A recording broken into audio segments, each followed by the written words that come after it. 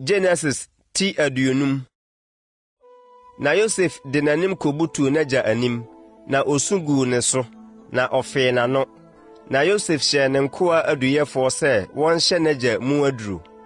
Na aduyɛfoɔ no hyɛ Israel mu aduru, na wodii ho adaduanan. Nna a wɔde wie aduro hyɛ no ne no, na Misrifoɔ suu no adaduɔson.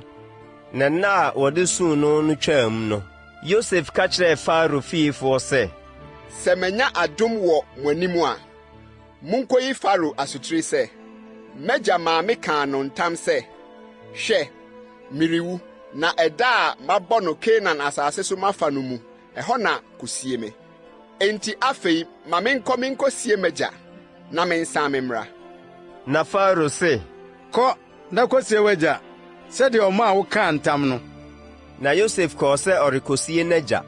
Na Faro nkoa nyinaa, ne fie mpanimfoɔ ne Misraim asase so mpanimfoɔ nyinaa, ne Yosef fiefoɔ nyinaa, ne nuanom, ne n'agya fiefoɔ kaa ne ho kɔe, gye wɔn mma, ne wɔn nnwan, ne wɔn anantwie, na ogyaa wɔn Gosen asase no soɔ. Na nteaseɛnam ne apɔnkɔsotefoɔ ne no kɔe, na ɛyɛ dɔm kɛseɛ.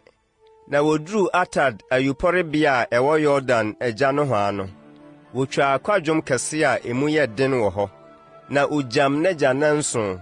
Na ɛhɔfoɔ, Kanaanfoɔ no, hunu esu a wosuu no Atad ayupɔrebea hɔ no, wɔkaa sɛ, yɛdeɛ, Misraimfoɔ ayi a emu yɛ den nie. Enti wɔfrɛ hɔ sɛ Abel Misrim, aseɛ ne Misrifoɔ ayiyɔ. Ɛwɔ Yordan agya no hɔ a, na ne mma yɛɛ no sɛdeɛ ɔhyɛɛ wɔn no. Na ne mma soaa no kɔɔ Kanaan asase so kosie no wɔ Makpela afuo so, ɔbodane a ɛwɔ Mamrɛ ntenten so a Abraham tɔɔ ɛne afuo no wɔ Hetini Efron nkyɛn de yɛɛ asieɛ no mu. Na Yosef siee n'agya wieeɛ no, ɔne ne nuanom ne wɔn a wɔne no kosie n'agya no nyinaa sane baa Misraim. Na Yosef nuanom hunuu sɛ wɔn agya awuo no, wɔkaa sɛ, ebia Yosef bɛtan yɛn, na wɔtua yɛn bɔne a ɛyɛɛ no nyinaa so ka. Na wɔmaa wɔkɔka kyerɛɛ Yosef sɛ, wagya hyɛ yɛn ansa na ɔrewuo sɛ, monka kyerɛ Yosef sɛ, mesrɛ wo, fa wo nuanom amumuyɛ ne wɔn bɔne firi wɔn, ɛfiri sɛ wɔayɛ wo bɔne. Na afei yɛsrɛ wo, fa w'agya Nyankopɔn nko amumuyɛ no firi wɔn. Na wɔkaa saa kyerɛɛ no no, Yosef sui, na ne nuanom nso ba betwaa hwee n'anim kaa sɛ, hwɛ, yɛyɛ wo nko a.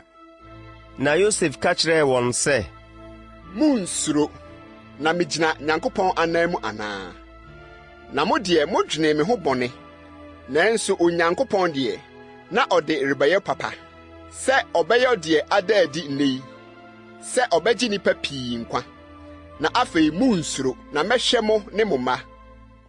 Na ɔkyekyeree wɔn werɛ kaa wɔn akoma too wɔn yam. Na Yosef ne n'agya fiefoɔ tenaa Misraim. Na Yosef dii mfirinhyia 110. Na Yosef nu Efraim mma nana, Manase ba Makir mma nso, wɔwɔ wɔn gu Yosef serɛ so. Na Yosef ka kyerɛɛ ne nuanom sɛ, miriwu, na Onyankopɔn bɛba abɛhwɛ mo ampa, na wabeyi mo afiri asase yi so akɔ asase a ɔkaa ho ntam kyerɛɛ Abraham ne Isak ne Yakob no so.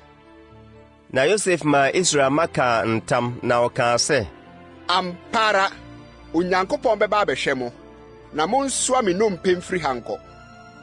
Na Yosef wui, na wadi mfirinhyia 110, na wɔhyɛ ne mu aduro, na ɔde no too adaka mu wɔ Misraim.